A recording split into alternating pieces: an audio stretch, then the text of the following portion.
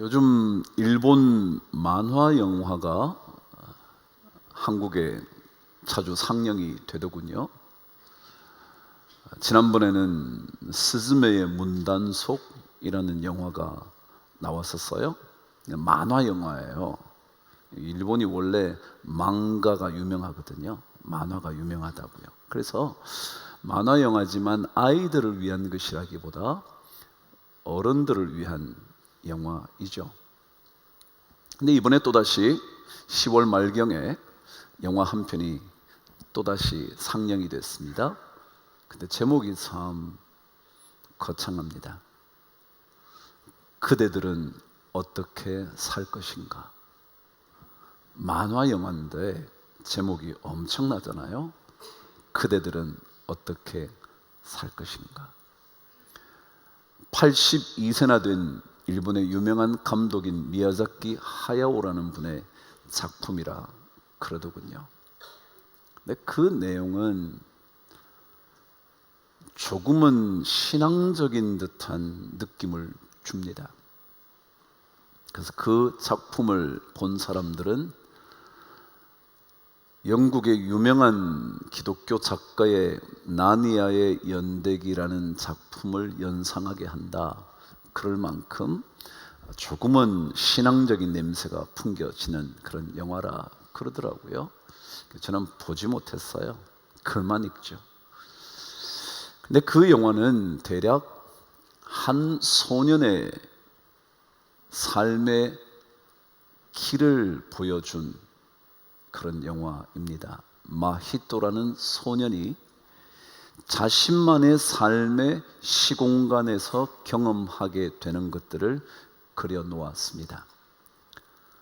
전쟁으로 인하여 고통을 받고 있는 어른들이 또다시 전쟁 준비를 한다는 사실이 굉장히 이상하게 느껴진 그 소년이 자신만의 시공간 속에서 경험한 내용을 영화로 담은 겁니다. 이상하죠? 전쟁으로 인하여 자신의 어머니가 죽어요. 병원에 입원한 어머니가 죽음을 당해요. 그런데 또다시 전쟁을 또 준비하는 거예요. 그렇죠. 공격하는 적이 있으니 방어해야 할 전쟁 준비 안 할 수 없잖아요. 그러니까 이런 모습을 보다가 그가 자신의 삶의 여행을 떠납니다. 내용을 제가 다 모르기 때문에 그 중에 한 장면을 알려드리죠. 그 공간, 시공간 속에서 한 할아버지를 만납니다. 만났더니 그분이 큰 할아버지였습니다. 그와 함께 시간을 보낸 후 그 할아버지가 마히토 소년을 세상 속으로 다시 보내면서 그에게 이렇게 말해 주었습니다. 너만의 탑을 쌓거라. 이 세계가 아름다운 세계가 될지 추악한 세계가 될지는 전적으로 너에게 달려 있단다 라는 말이었습니다.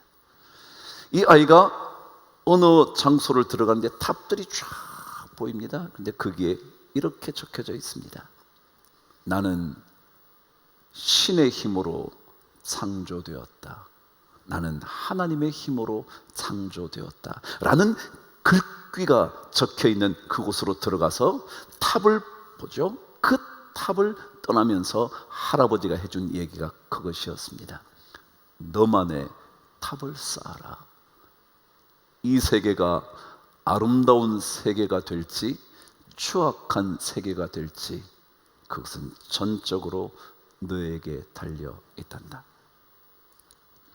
구원받은 하나님의 백성들의 영적인 변화는요, 전적으로 그 어떤 것도 아닌 자신의 변화입니다. 마치 할아버지가 마히토 소년에게 말한 것처럼 너만의 탑을 쌓는 것, 우리 자신만의 영적인 탑을 쌓아가는 것, 나 자신의 영적인 변화를 위하여 우리의 삶을 살아가는 것, 그게 중요하다는 거죠. 남의 이야기가 아니라 나의 삶의 변화 이야기. 여러분과 저만의 영적인 삶의 변화를 위하여 세워가는 삶의 탑, 그 얘기란 말이죠.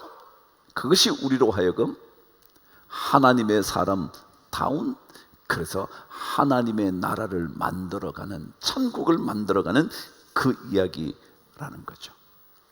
지난 시간 우리는 섬기는 일이면 섬기는 일로라는 그 말씀을 묵상하면서 제가 강조했던 것이 있었습니다. 그것은 바로 동어반복이라는 말씀을 드리면서, 동어반복이라는 것은 그것 외에는 다른 게 없지라는 그것에 집중하는 것이라 말씀을 드렸습니다. 섬기면서 다른 생각하는 게 아닙니다. 섬기는 것, 그것만 생각하는 겁니다. 마치 하나님 외에 다른 신은 없다고 말씀하신 것처럼 말입니다. 오늘 말씀 8절은 똑같은 동어 반복을 또 사용했습니다. 위로하는 자면 위로하는 일로. 똑같죠? 위로한다는 것은 위로로 그쳐야지 다른 것이면 안 된다는 거죠. 예를 들어 위로한다는 명목하에 그 사람을 가르치려고 한다든지, 위로한 것으로 인하여 저 사람을 내 편으로 만들려고 한다는 듯이, 혹은 내가 당신 사정 다 알고 있어 라고 내가 잘난 체 한다든지, 이 모든 것들을 제외하고 위로하는 일, 거기에만 집중하는 거죠.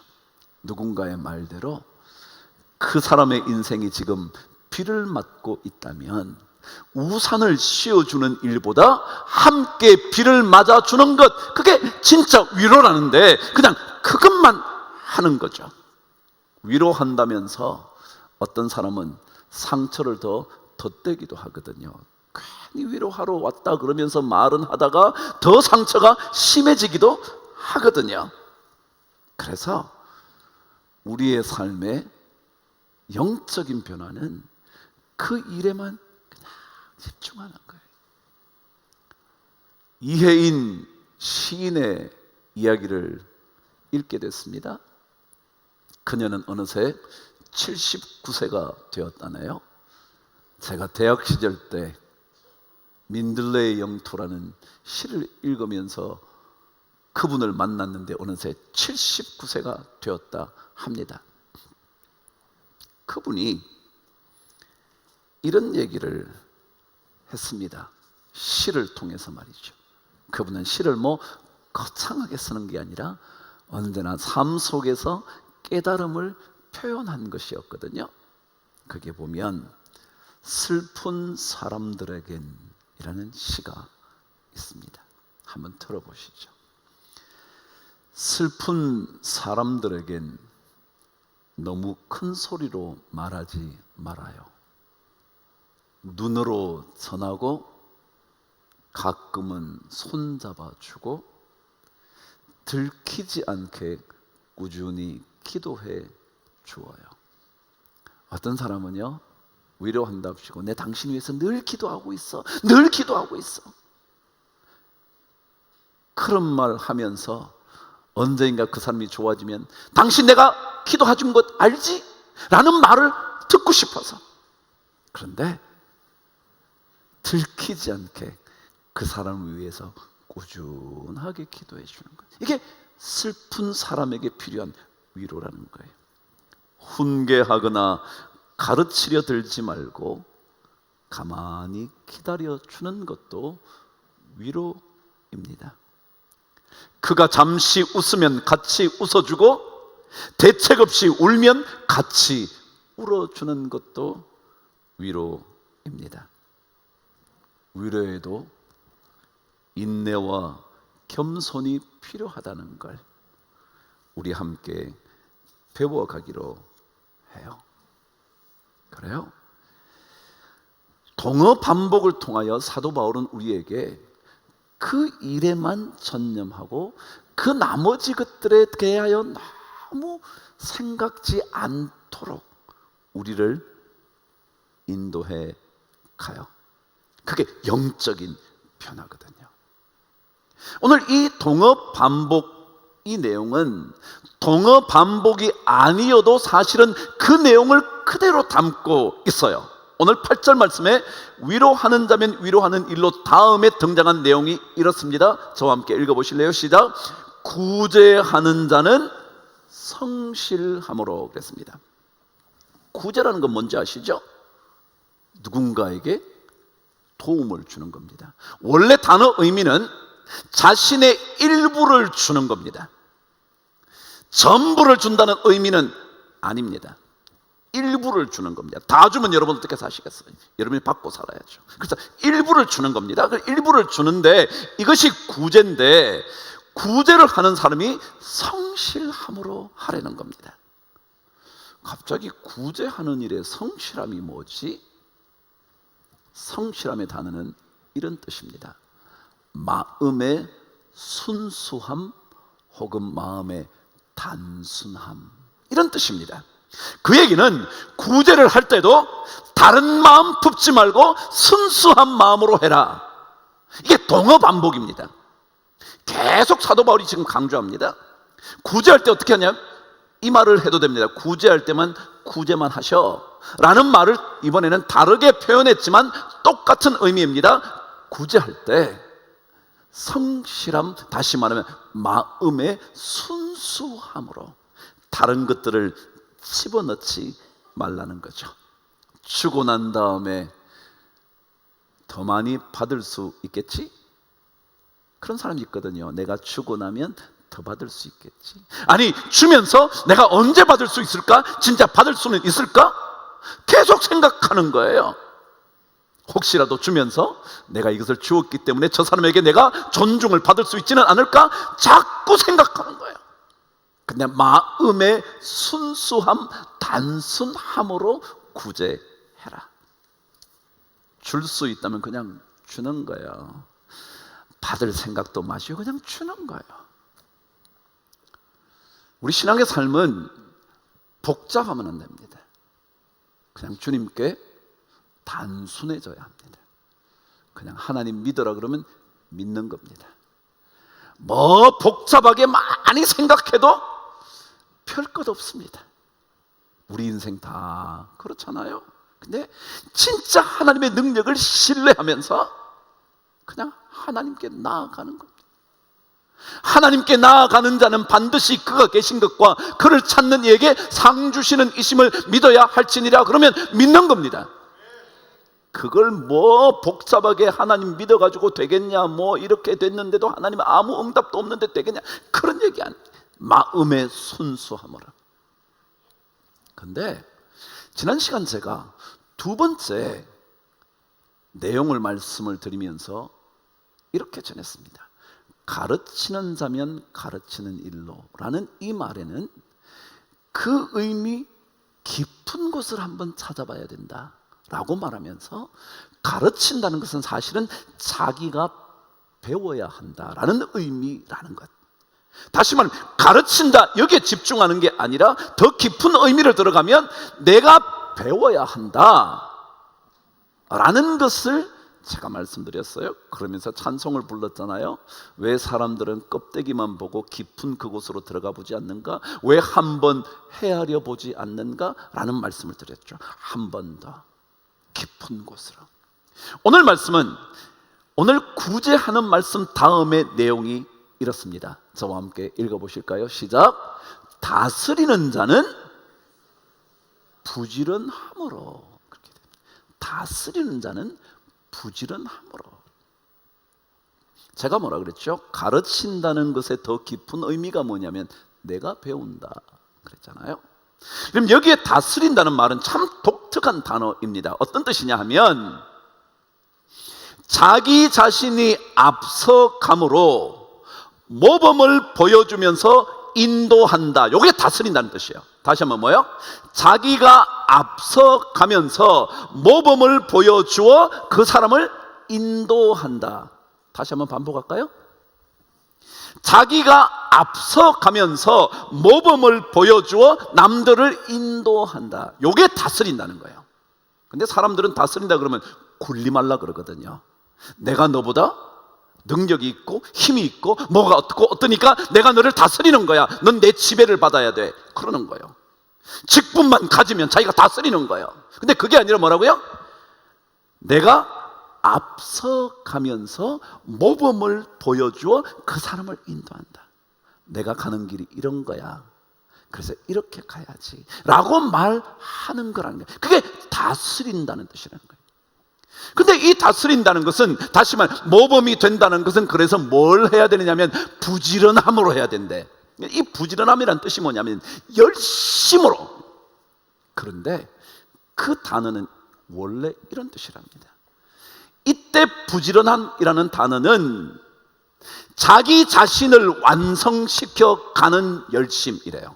뭐요? 자기 자신을 완성시켜 가는 열심. 근데 우리는 자꾸 뭐요? 다스린다 그러면 지가 남들을 다스리려고 그러는 거예요. 남들을 다스리려는 거예요. 자식을 다스리고 아내를 다스리고 주변 사람을 다스리고. 근데 그게 아니라 자기 자신을 완성시켜 가는 거라는 거예요. 가르치는 것 똑같은 의미죠. 가르치는 게 뭐라고요? 자기가 배워야 한다고요. 다스린다는 것은 뭐냐면 내가 앞서가면서 모범을 보여주고 모델이 되어서 그 사람을 인도한다. 그래서 내 자신이 더 완성되기 위하여 열심을 낸다. 이게 부지런합니다. 부지런합니다.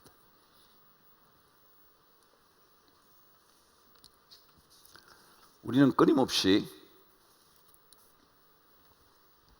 남에게 어떻게 해야 된다고 자꾸 생각합니다. 근데 자기를 완성시켜 가는 일에 열심을 내는 것을 뭐라 그러냐면 부지런합니다. 다스린다 그러면, 가르친다 그러면 자꾸 남들을 가르치고 남들에게 군림하는 이것만 자꾸 생각. 그게 아니라 내가 앞서가면서 모범을 보여줘 마침내 그 사람을 따라오게 인도하는 것. 그래서 그것을 위해서는 나 자신을 더 잘 훈련시키고 나 자신을 더욱더 완성시키고 내 자신이 먼저 자기 자신을 갈고 닦아야 하는 것. 그것을 부지런함이라 그런다. 그러고 보니까 7절 말씀의 내용이 8절에 그대로 똑같이 있는 거예요. 똑같이.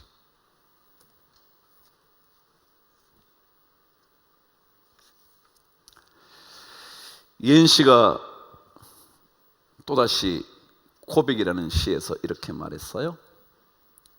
79세라 그랬잖아요. 그녀는 15년 전에 암투병을 시작해서 암 수술을 받았지만 합병증 때문에 굉장히 고생을 많이 했거든요. 그녀가 이렇게 말합니다.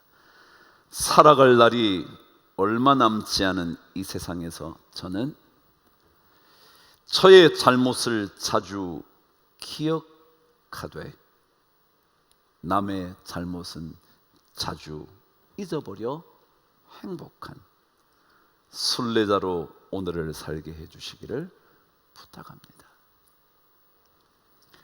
남의 잘못 크게 돼서는 자꾸 잊어버리고 내 잘못을 자꾸 생각하는 것. 그게 뭐냐면 아까 부지런함으로라는 뜻이거든요. 내 자신의 삶의 완성을 위하여 갈고 닦는 거예요. 남을 어떻게 말하는 게 아니라는 거예요. 갈수록 나이가 들수록 신앙의 연륜이 깊어질수록 내가 직분에 더 높은 직분이라고 생각되는 것들을 받을수록 나를 자꾸 가르치는 것, 나를 훈련시키고 갈고 닦는 것. 그것이 바로 한 번 더 깊은 의미를 생각하는 거다. 다스린다니까 와 내가 다스린 자리에 왔지, 내가 장로 받았지, 내가 권사 됐지, 내가 목사 됐지.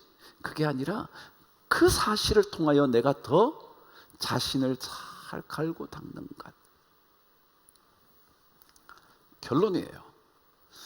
이 말씀 전체를 오늘 성경 8절 마지막 부분은 이렇게 결론으로 몰고 가요. 저와 함께 읽어보시겠어요? 시작. 긍휼을 베푸는 자는 즐거움으로 할 것이니라.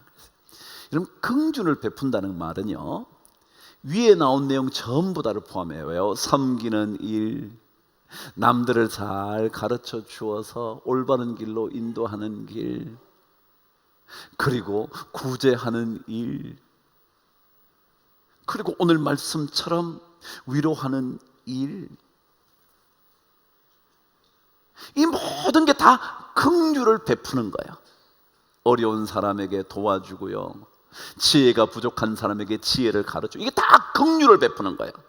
근데 이 모든 것들은 뭘로 하래요? 즐거움으로 할 것이니라.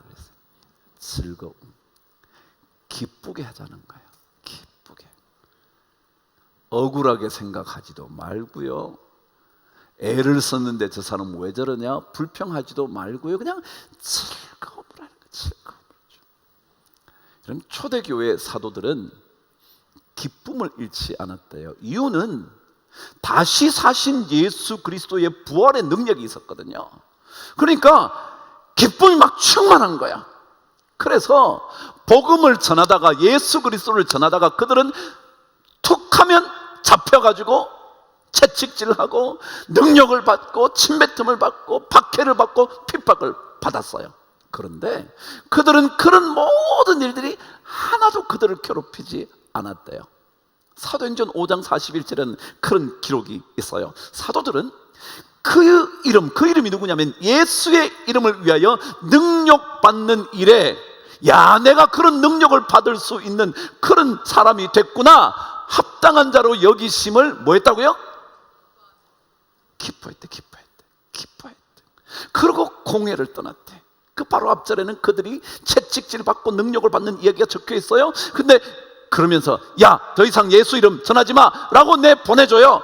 그러자 그때 자기들이 막 능력받고 채찍질 받은 이것이 내가 예수 이름 위하여 받게 되는 그런 합당한 인물이라고 생각해주는 그런 일로 인하여 기뻐하면서 그 자리를 떠났다.